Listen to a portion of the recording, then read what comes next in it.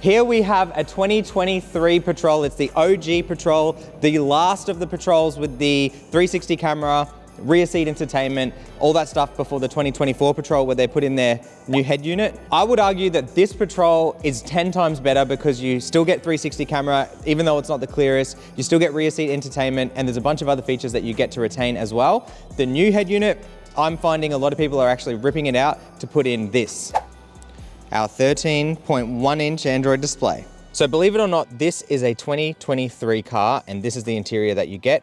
It is still better than the new 2024 with that weird looking screen down here. However, this does not have any features. The cameras are low resolution. The screen, yes, it is touchscreen, but it only has Bluetooth onboard navigation. It does not have Apple CarPlay, Android Auto. So our new screen is going to replace all of this, and we'll jump into it right now. First thing we want to do is remove the center console. This panel's nice and easy. It's just on clips, and then there's 3 plugs, 2 more clips, and that whole thing will pop right out. We then have the side panels. These are just on clips as well. They pull straight out. That'll allow you to remove 4 screws, and you can start getting the whole centerpiece out. So in a nutshell, this panel here comes out. Be very careful of the plastic back here that you don't scratch it. So if you take that out correctly, you won't scratch that. Then the 2 side leather pieces come out, and then this center comes out that we just looked at earlier. 2 screws on that piece, it comes out. 3 more screws on this that comes out. We're going to remove the screen itself. We're going to retain these 2 modules. So this module is going to get the brackets taken off of it and pushed over to the side. That module, same thing, pushed over to that side, and then we can start looking at installing our screen. So as for the screen itself, there's a few things I like to do. First thing is get the wiring harness, and I like to basically map it out, get everything taped up nice and neat. I cut off a lot of plugs that we don't actually need or use, so they get taken out of the way, and we connect the correct camera harness, camera cable, all that stuff, so that all we have to do, jump in the car, plug that in, we know everything's going to work. We've got these foam bits around the vent, very, very nice to seal those vents up, so you get beautiful airflow out of the new vents. These don't necessarily change the original vents, they just relocate the airflow. Looking at the screen, what you'll find at the very bottom, nice little cubby, and then right underneath this panel is going to retain the original 12-volt accessory plug, heated seat, and original USBs, and we have actually found a way to retain the original 2 USB ports to work with this unit. While you're on the bench, you can go ahead and get the original control panel, remove all of the speed clips and pop them onto the new unit. Then we can come back to the car, remove 2 of these Phillips head screws, and start attacking the screen just by removing the plugs. If it helps, you can use a pick tool, then the screen should come straight out.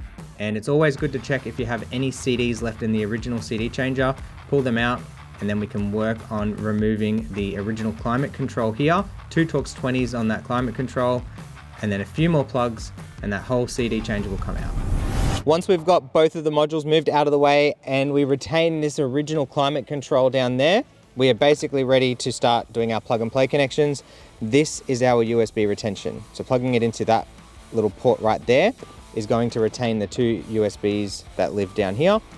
We've done the microphone up there, nice and clean, out of the way. It comes down here, taps onto the original wiring in the car. Some people can tuck it underneath here. That's a dodgy way of doing it. You're better off to take the A-pillar off, tape it to the original looms in the car, and it actually exposes a little bit more area to do the GPS antenna as well. So everything will look really nice and neat, clean, out of the way. Those 2 cables will run here behind the glove box and over to this main section right here, where they'll get taped up.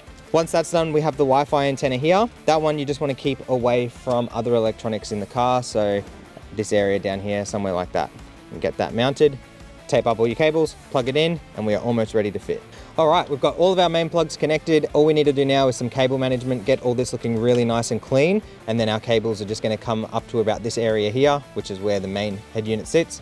That is now mounted over double-sided on, same as this side, mounted out of the way, so our unit will fit nicely. So right about here we have our USB to HDMI converter taped up. Our HDMI cable runs down here over to the back where it connects to the rear center console for these rear screens to work. And that is about it. So we'll start getting the unit installed once we've got this cable management done. We can go ahead and put the A-pillar back on, glove box can go back in, and we'll start getting a look at this thing when it's ready. Here we are starting to get somewhere. This thing is looking very, very nice. The only thing left for this car will be to wrap the wood grain. So some people like to leave this screen against the wood grain. It's not a big deal, but I mean, if you wrap the wood grain, it completely transforms the whole interior. And of course, the cluster as well, that's something that needs to be done. I think this customer will be coming back to do that when it focuses. Anyway, yeah. All right, you ready for this? Boom. Have a look at that. Now, once you finish the install, to know that you've done it correctly, your original panels here should be basically dead straight and all the way clipped in, so there's no gappage here. Nice cubby storage down there. Aircon here, so you've got tri-zone aircon. So dual zone will be the front two working. So you've got manual controls and you've got touchscreen controls up here. And then the tri-zone will be when you hit rear, and you can control just the rear aircon as well. So that all works as normal. Aircon controls, always check that they're operating as they should. Hazards, okay, very important that they work, not that you'll need them in a patrol. So down there, as we were talking about, the original USB ports will work. So I quickly paired my phone to the Bluetooth of the unit, and just like that, we have very fast, very smooth wireless CarPlay. The unit also does wireless Android Auto for any Android users. We can get out of there. And what we've done is we've mapped our T-Link app to the home screen. So home screen, boom, straight to Apple CarPlay. You've got Navi here, which will use Google Maps, which you can use with internet. We have put a SIM card slot in the glove box, AM, FM radio, music through USB, Bluetooth for phone calls, very, very good Bluetooth quality. Bluetooth module has been updated. T-Link 5 is your Apple CarPlay Android Auto. Steering wheel controls, they all work, so I can go volume up and down, no problem. Reverse camera, okay. That annoying beep from the sensors as we've got the boys behind the car, it actually retains the genuine off feature. So we can turn that off. I'll zoom in on that so you can get a clear picture. The picture is pretty clear. The original cameras are not that great to begin with, so if you want to muck around with it, you do actually have more control. So you can turn the brightness up, have a look at that. So that's actually looking a lot better already. And then you can muck around with those. If you want your sensors back on, okay, nice and easy, original control. All right, out of reverse, boom, straight back to the original, or the new screen, I should say. So that is the unit at a glance. I will show you some other stuff that we've added in. So if we go to car settings and headrest, you can actually turn both headrests on, set them to HDMI. All right, now you watch this. We'll go to the back of the car. Oops, set that. Yep. HDMI, perfect.